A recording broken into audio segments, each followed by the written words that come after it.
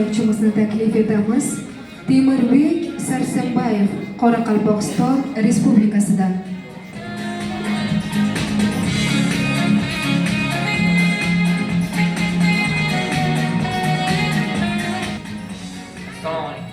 Va alaykum assalom. Albatta sizga va boshqa ishtirokchilarga albatta eslatib o'tamiz.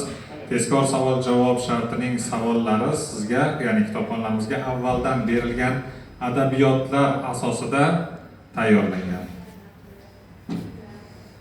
Variant tanlaysiz, monitordan raqam tanlash orqali.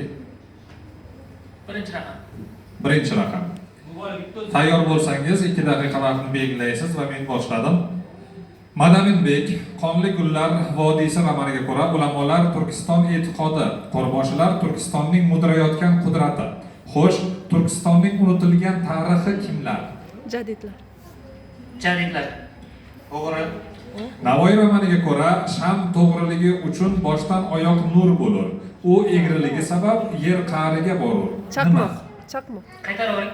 Navoiy romaniga ko'ra sham to'g'riligi uchun boshdan oyoq nur bo'lur. U egriligi sabab yer qa'riga borur. Nima? Chaqmoq. So'z kimyosi asariga ko'ra zamonaviy dunyoda ham g'oz patidan yozish vositasi sifatida foydalanilgan. 1924-yildan qolgan xonasidagi ish stolida g'oz patlarini ko'rish mumkin bo'lgan adib kim? 24-yildan qolgan xonasida stol patlari bo'lgan adib. Chet el adabiyotidan. Anatol Frans. To'g'ri. Al-Xorazmiyga dastlabki olamshumul shuhrat keltirgan asar qanday nomlanadi? Xorazmiyga dastlabkisi. Tezmi? Vaqting ketadi. Kitob Suratul Ars.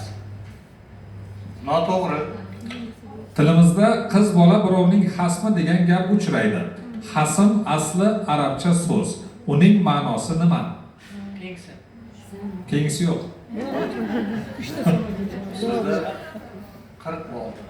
Rahmat. Salomat bo'ling.